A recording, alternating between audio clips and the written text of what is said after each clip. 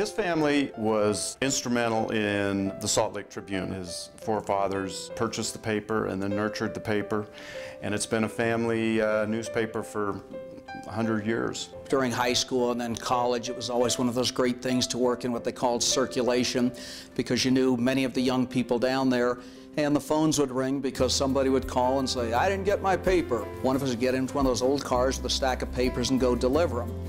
But sometimes that didn't always work as well as you would have hoped. For example, on a Sunday many, many years ago, it was about almost noon, maybe 12:15, and there was a little white picket fence. I very gingerly opened the fence, stepped in, threw the newspaper right smack there on the porch.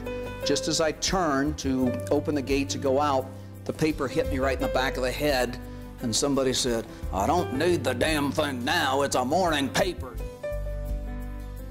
The family lived in a house up by Highland High School and ultimately went to private school back east. Even though we grew up in the shadow of the University of Utah, had gone off to a boarding school, a Jesuit boarding school in New England, and graduated from there.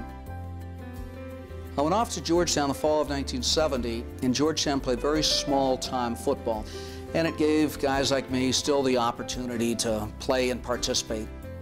In the fall of 1972, went off for the most exciting year of my life, which was Gonzaga in Florence. He graduated from Gonzaga University and got into the insurance business, and like everything Phil did, he did it with a real passion. He aligned himself up with a large producer in Spokane, and that's where he got his start. And he did the heavy pick and shovel work. Nobody handed him anything. I worked in Spokane for 5 years, and then I came back here. Quite frankly, it was magic and bird.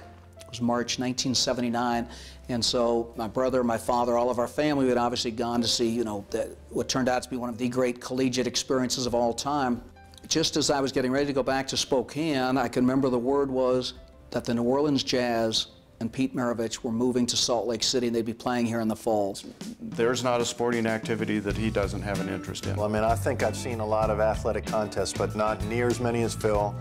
He has taught me many times he knows a lot more of the history than I do. I don't think there's been a sporting event that we haven't taken in. We'll travel and watch an NBA game or an NFL game or obviously college games here. I'm not allowed to yell at officials as much as Phil does, but I like to egg him on to make sure he does.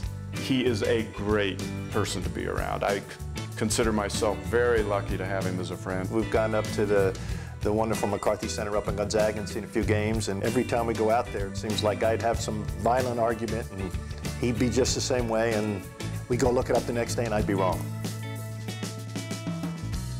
I think Phil's somebody that is a community guy. He has deep roots in the community with his family and his dad, and I think that family roots in Salt Lake City, he takes it as a responsibility to be a community citizen. He loves the University of Utah. I can tell you he has the Crimson Alumni on every car. He's a real Utah man. He's there loyal, he's there early. There's no greater fan than Phil, that's for sure. When we don't do well, he's excited about that. When we do well, he's excited about that. If you're in the fold, whether you're a player or at the end of the bench, and you play for the University of Utah, you're one of Phil's guys, and he'll fight for you to the end. It's one of the more impressive things you find out in a position like mine, how generous people are, how they give of themselves. But shortly after my dad died, we met with Dr. Chris Hill and Coach McBride. So what is it you really need? So we really need a practice field. So that was kind of one of the first things that the McCarthey family was able to get involved with. They've helped with the Huntsman Center. They have a box in the football stadium. If you get a chance to drive by that track, the McCarthey family track and field, you will be amazed at the view, and our student athletes are just thrilled with it. As we often say, it may have our name on it, but it really belongs to the University of Utah's community. This is not about just Phil contributing funds to something. He gets into it, he cares about it, he gets to learn about it. They really do take a real interest in the athletes. He winds up sponsoring a track athlete every year. That gives a chance for a young woman to go to college, and he gets to know those people. And I tell you what, it's interesting that the student athletes that have been sponsored by Phil and Sandy stay in touch with them. Phil monitors how they're doing and has been a great mentor to them. I get these great little notes sometimes emails, texts from some of these athletes and pictures.